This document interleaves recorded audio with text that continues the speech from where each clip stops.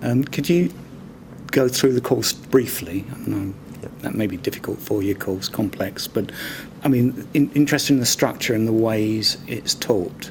Yeah. Okay, so it's a 4-year medicine degree, so it's 1 year shorter than the standard UK medical degree that school leavers would generally take.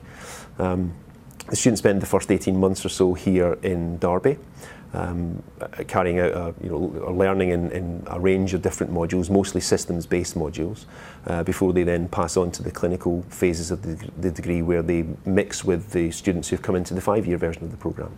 What do you mean by systems-based? So in the first 18 months, we would expect students to be learning about the function of a body system, so say the cardiovascular system, but trying to get them to integrate all of the things they need to know to understand the function of the cardiovascular system. So rather than learning all of the physiology they need to know of all the various systems, and then all of the biochemistry, and then try to sort of jam them together in a way that makes sense, we think, and it's quite common in UK medical schools now to have teaching which is based upon body systems and introducing students to the anatomy and the physiology and the pathology and the biochemistry in a way that makes sense for them. Another thing that we do here on GEM in Nottingham is we have problem-based learning cases, 48, 49 cases over the 18-month period, so a case each week. And the systems-based learning rotates around those as well. And that we believe, or we know certainly anecdotally, people tell us that when students get to the clinical phases of the degree, that seems to allow them to see the clinical relevance of the things that they've been learning. And to apply that knowledge and learning in the clinical setting a little bit more easily than peers who are coming from the BMed-Sci, the 5-year version of the programme.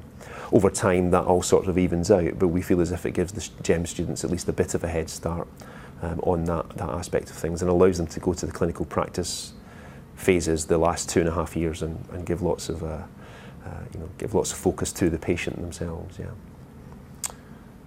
Okay, so there's in the first 18 months, there's problem-based learning, and then there's clinical skills together. So yes. how are they're quite different, aren't they? So okay. How does that work? How are those integrated?